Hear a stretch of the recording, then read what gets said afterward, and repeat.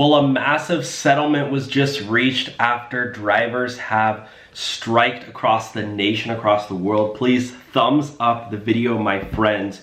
You don't want to miss this one. Before I get started, I want to tell you all about our sponsor, Current. Current is helping Uber and Lyft drivers get paid up to 2 days faster. No fees on overdraft up to $200. You earn 4% APY.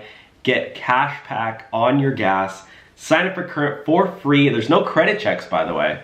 No account minimums, no fees, and you can get started with my special link down below for Current.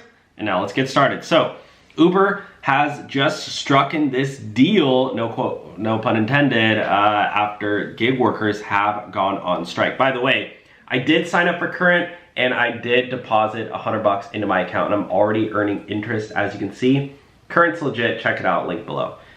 Uber has reached a deal with a powerful Australian union after years of legal battles, campaigns, and negotiations that will offer 100,000 drivers and food delivery workers more protections.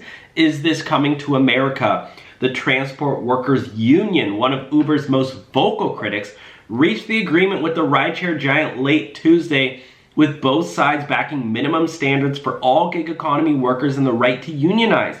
In a joint statement, should Uber unions exist worldwide? In a joint statement, Uber and the union said they also supported setting up of an independent body by the Australian government to create standards across the sector. I've heard so many Uber drivers say that there should be a third-party service verifying to make sure that all passenger tips are, verified a certain dollar amount, and all driver tips are, they match up, and Uber isn't the one to coordinate that. It almost seems a little unfair. What do you think?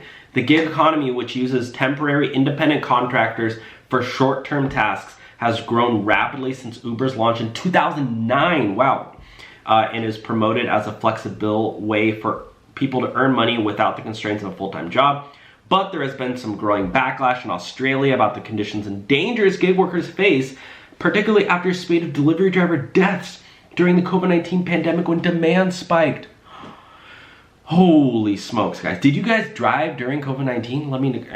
Obviously it's still going on now, but during lockdowns and everything, did you go out and drive, or did you stay home and collect unemployment benefits? So let me know your thoughts on this new deal that was just struck in Australia, and let me know if you think this should be coming to America, the UK, Canada. I know we have viewers from all over the world.